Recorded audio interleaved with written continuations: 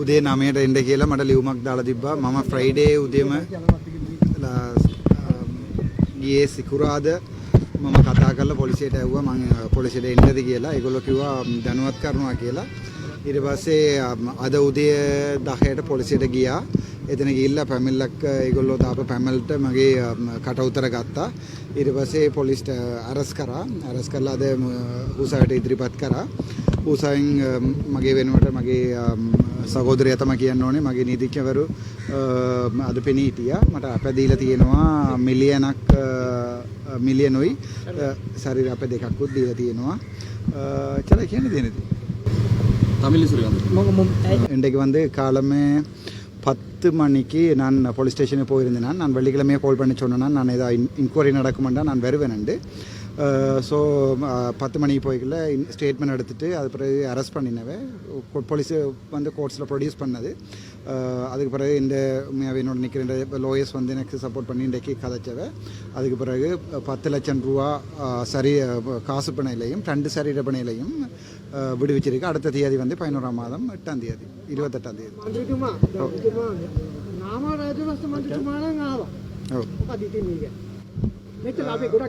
ඉතින් මම කෙලිම කියන්නම්.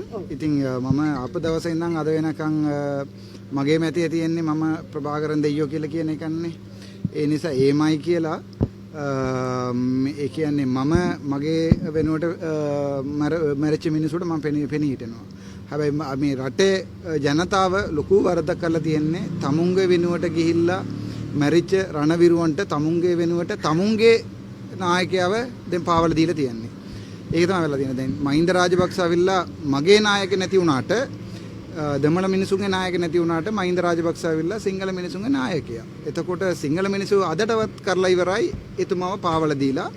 දැන් හැමෝම දැන් මමත් විශ්වාස කරා නාමල්ලුරු ඔක්කොම හොරු කියලා මේ කියපු එක මමත් විශ්වාස කරා. රටේම විශ්වාස කරා. ඉතින් පච ගහපු මේ කවුරු හරි ඇවිල්ලා ඔම දොම් පචයක් ගහනකොට හැමෝම විශ්වාස කරා.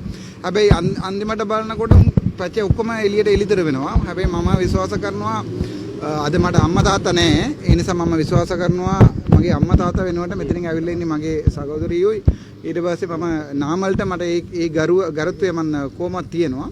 ඒ නිසා නාමල් වරදක් කරා කියලා කවුරු හරි කියනවා නම් නාමල්ට නඩුවක් දාන්න. ඔය නිකන් බබාලා වගේ කවුරුත් දන්නවා කවුද පෑපිස්සෝ කවුද කොස්සෝ කවුද මේ ડોක්ටර් කෙනෙක් කියලා හැමෝම දන්නවා. ඔව් ඒ නිසා මේ ඉතින් සමහර මන්දිරලා කියලා තියෙනවානේ මේ කොස්ස නැගිටලා පාර්ලිමේන්තුවේ කතා කරනවා. ඒ කොස්ස සයිස් එක මම ඉන්නවද ඒ මන්දිරලා ඇමතිලා නියෝග ඇමතිලා ඉන්නවද කියලා ඔයාලා හිතාගන්න. හැබැයි ඔය කොස්සුන්ට මහින්ද රාජපක්ෂට අත දාලා මුකුත් කෙලවන්න බැරි නිසා අපේ වගේ පොඩි හාල් මස්සෝ ටිකට අත දානවා. එච්චරයි වෙලා තියෙන්නේ. දැන් බලන්නකෝ ඔයගොල්ලෝ ගිහිල්ලා එක්ක චාමර සම්බත් දසනායක රැස් කරනවා නැත්නම් මාව රැස් කරනවා. දෙකින් එකක්. අපි දෙන්න නැත්නම් උන්ට දේශපාලනයක් නැහැ. මේක පරිගැනීමක් කියලා ඔබතුමා කියන්නේ දැන් කොච්චර මිනිස්සු මේ කහිරෙන් වාහන නවතනවාද කියලා අරස් කරලා ප්‍රොඩියුස් කරනවාද? හරි ඔය ඉන්නවා. දැන් මේ අපි දැන් බැරිලාවත් කැමැත්තක් තියෙනවා. සලොන්දර අරිනවා කියනෝනේ. ඉතර මහින්ද රාජපක්ෂත් කරා මම නාම රාජපක්ෂ කිව්වා. ඇහුවා මෙයා ගියොත් සලොන්දර ඇරලා තියෙන්නේ පක්ෂයට ඔය ඒකට කිව්වා. හරි. බැරිලාවත් යාපනයේ පැත්තෙන් ඔබතුමාට ආර්දනා නෑ මේමයි. මම මගේ මිනිසුන්ගේ වෙනුවට තමයි පිණි හිටින්නේ. ඒ නිසා මට කවදාවත් ගිහලා අපේ මිනිස්සු මේ පාවල දෙන්න බෑ. තේරුණාද? ඒ නිසා මගේ වෙනුවට මැරිච්ච මේ නායකත් එක්ක මම දෙවියෝ කියලා කාට හරි කිව්වොත් මම මරණකම් ඒගොල්ලෝගේ පැත්තේ ඉන්නවා. මම මේම පාවල දෙන්නේ නැහැ. හැබැයි මම කියන්නේ සිංහල ජනතාවගේ නායකයෝ මහින්ද රාජපක්ෂ කියලා. ඒක ඕගොල්ලෝ පාවල දීලා ඕගොල්ලෝ අවිල්ලා ඔම ජරා වැඩක් කරලා එතුමාව හිරේ කරනවා නම් ඒක ජනතාවෙන් කරපු මෝඩ වැඩක්. සිංහල ජනතාවෙන් කරන මෝඩ වැඩක්. හැබැයි මම එම පාවල දෙන්නේ මට එම මේ 159 පාපිසෝ නෑ මගේ පිටපස්සේ. හරිද? ඒක පැහැදිලි උත්තරනේ. මම අදටත් කියනවා දී ප්‍රභාකර මගේ දෙවියෝ කියලා.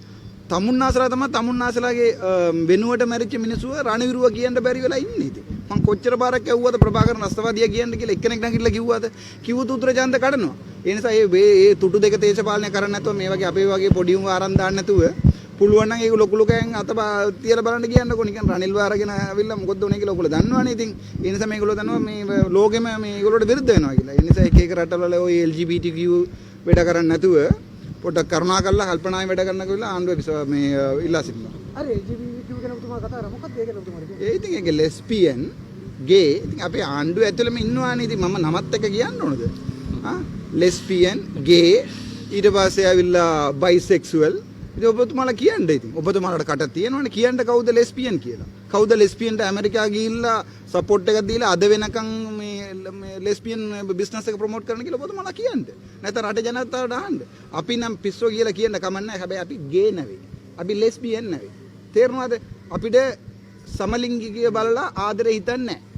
ඒක යන්නේ අර බරය පැන්නප මිනිසුන්ට ඒක හිතනවා නම් මේ කන්ටේනර් පැන්නප මිනිසුන්ට එීම අල්ලපු පුටුවේ වාඩි වෙලා ඉන්න එක්කෙනාව දැකලා මේ පිරිමියෙක් දැකලා ඒක හිතනවා නම් ඒක මානසික ලෙඩක්. ඒ ලෙඩට එන්න කියන්න අපි බයත් කරන්න. එච්චර කියන්න තියන්න. ඒක මේ ප්‍රොමෝට් කරන්න බෑනේ. ඒක ප්‍රොමෝට් කරන්න ඉතින් නීති විරෝධී වැඩක් ඒක. ඒක ජනාධිපතිතුමා බලන්න කවද්ද යන්නේ ඔබතුමා? මේ මෙහෙමයි. දැන් මේකින් ඊට පස්සේ මේ පාපිසොයිට් ටික ඔක්කොම ටික ගෑ ගන්න පටන් ගන්න ඕන දැක්කද උත් එක එයාත් එක එතුමාත් එක එකතු වෙලා තමයි මෙයා මේ ගේම් එකක් ගහන්න කියලා. ඒ නිසා මේ පාපිසෝට අපි නිකන් පාන් කණ්ඩ දෙන්නේ නැහැ. හරිද? ඒ පාපිසෝට පාන් උනාට අපිට එම පාන් නැහැ අපිට ලෙඩක් නැහැ. අපි කිව්වොත් ඒක ලෙඩක්. ඒ නිසා ওই වරාය මේ කන්ටේනර් පැන්න ඇමිතිට කියන්න මම දන්නේ කවුද කියලා. එයාට ලෙඩ නම් මම ෆ්‍රී බෙහෙත් දෙන්නම් කියලා කියන්න. මම දුන්නොත් ඒක ලෙඩක් වෙනවා එයාට. ඒක එච්චරයි. හරි thank you எப்படி வசதி அத போடுங்க தமிழ்ல சொல்றது தமிழாக்களுக்கு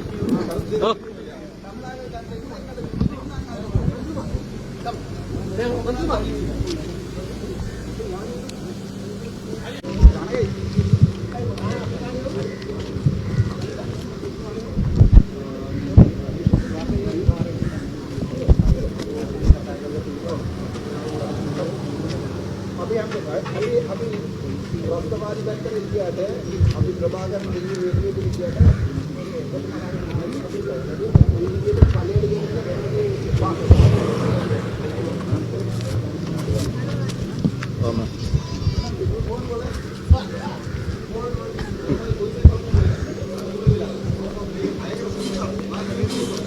මෙතන තායරේ නවත්තලා දෙන්න. තායරේ නවත්තලා දෙන්න. පාපි